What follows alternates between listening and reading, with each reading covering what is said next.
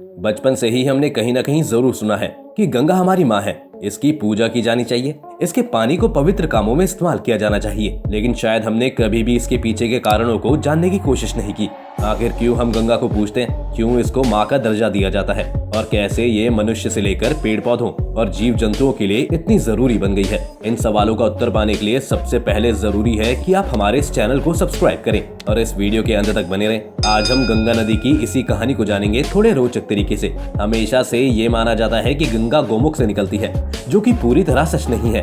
Scientific तरीकों से देखा जाए तो गंगा का कोई एक सिंगल सोर्स नहीं है, बल्कि बहुत सारी छोटी छोटी नदियां और पानी की धाराएं मिलकर गंगा को जन्म देती है। उत्तराखंड के उत्तरकाशी में गंगोत्री ग्लेशियर से निकली एक धारा, जिसे हम भागीरथी नदी कहते हैं, उसी को गंगा का नेचुरल सोर्स कहा जाता है। हिंदू पौराणिक कथाओं में भी भागीरथी नदी का अनेकों बार जिक्र हुआ है। कहा जाता है कि प्राचीन काल में भागीरथ नाम के एक राजा हुए थे, जिन्होंने घोर तपस्या करके स्वर्ग में बहने वाली गंगा को धरती पर बुलाने के लिए शिव जी से वरदान मांगा था। उसके साथ साथ मान्यता ये भी है कि जब गंगा धरती पर आई तो उसका बहाव बहुत तेज था। तब भगवान शिव ने अपने बालों में गंगा को समेटकर धरती पे रास्ता दिया। जैसा कि हमने कई बार शिव जी की मूर्तियों और फोटोज में भी ध्यान दिया होगा कि उनके बालों में से एक पानी की धारा निकलती है। वहीं गंगा की दूसरी तरफ की नदियों को देखें तो हम पाएंगे कि किस तरह बद्रीनाथ से धौली गंगा और विष्णु गंगा एक दूसरे से विष्णु प्रयाग में मिलती है और आगे चल के अलकनंदा नदी के नाम से आगे बढ़ती है। विष्णु प्रयाग अलकनंदा नदी के पंच प्रयाग में से पहला प्रयाग है।